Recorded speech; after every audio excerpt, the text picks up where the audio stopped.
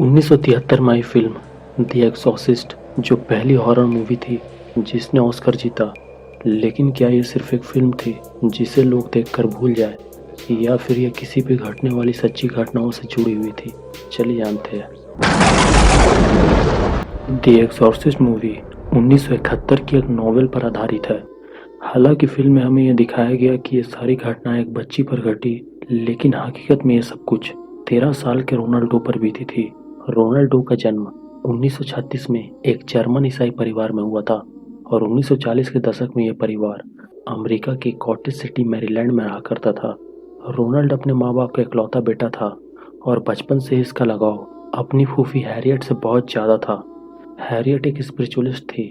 आपको बताते चले कि स्पिरिचुअलिस्ट एक ऐसे इंसान को कहा जाता है जो ये मानता हो कि मरे हुए लोगों की आत्माएं मौजूद होती है और उनसे बातचीत की जा सकती है। हैरियट ने अपने भतीजे रोनाल्डो को ouija बोर्ड से रूबरू कराया था और वो उसे सिखाया करती थी कि ouija बोर्ड का इस्तेमाल कैसे करते हैं। वहीं रोनाल्ड के माँ बाप को लगता था कि ouija बोर्ड बच्चों का खेलने वाला बस एक खिलौना है, और जब हैरियट की मौत रहस्यमय ढंग से हो गई तो इससे रोनाल्ड सदमे में चला गया। परिणाम स्वरूप उसने इसी ouija बोर्ड का इस्तेमाल अपनी फूफी की आत्मा से बात करने के लिए किया।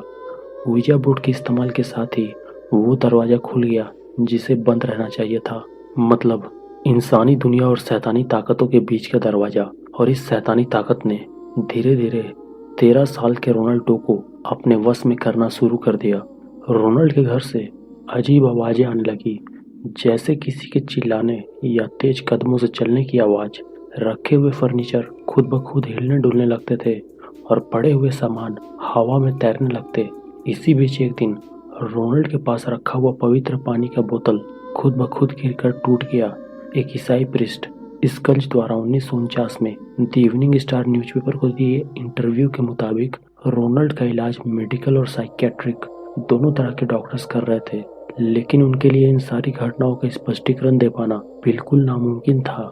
प्रिस्ट स्कल्ज ने ये जानने के लिए कि आखिर रोनाल्ड के साथ मसला क्या है, उसके लिए अपने घर में रहने की व्यवस्था की, जिस दौरान प्रिस्ट ने रात में रोनाल्ड के बेड को वाइब्रेट करते हुए देखा और साथ ही उसे किसी अदृश्य ताकत द्वारा दीवार पर खरोचने की आवाज़ें भी आती रही। रूम में रखा आर्म चेयर खुद ही उलट गया और ब्लैंकेट एक जगह से दूसरी जगह अपने आप ही पहुंच गए। ये सब देखकर प्रिस्ट स्कल्ज को ये यकीन हो गया कि जरूर इन सब के पीछे किसी शैतानी शक्ति का हाथ है, और रोनाल्ड का केस उन्होंने एक Roman Catholic priest Edward huge को रेफर कर दिया। कैथोलिक प्रिस्ट एडवर्ड ने जॉर्ज टाउन यूनिवर्सिटी हॉस्पिटल में रोनाल्डो का एक्सोर्सिज्म करना शुरू किया ताकि उस शैतानी बला से छुटकारा पाया जा सके जो उस पर सवार हो चुका था। लेकिन एक्सोर्सिज्म के दौरान रोनाल्ड ने कैथोलिक पादरी पे हमला कर दिया, जिसके वजह से उन्हें एक्सोर्सिज्म रोकना पड़ा और खतरे के डर से रोनाल्ड को घर भेज दिया। अब एक्सोर्सिज्म के रुक जाने की वजह से जब रोनाल्ड का हाल और भी बुरा होता चला जा रहा था तो उसके परिवार ने इस हैवानी बला से छुटकारे के लिए दूसरे शहर में जाने का इरादा कर लिया, लेकिन रास्ते में ही रोनाल्ड के शरीर पे मारने के अजीब से निशान बन गए।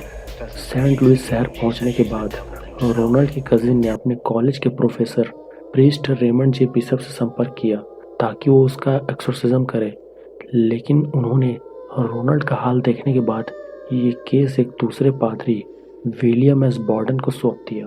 प्रीस्ट विलियम ने चर्च से रोनाल्ड के एक्सोर्सिज्म के लिए अनुमति मांगी, जो उन्हें मिल गई, लेकिन इस शर्त पे कि उन्हें एक डिटेल डायरी रखनी पड़ेगी।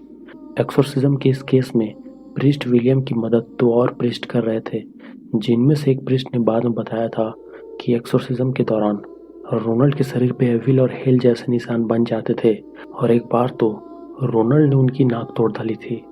कुछ ही हफ्तों के दौरान रोनाल्ड के शरीर पर काबू पा चुके परलौकिक शक्ति से छुटकारा के लिए 30 बार रोनाल्ड का एक्सोर्सिज्म किया गया।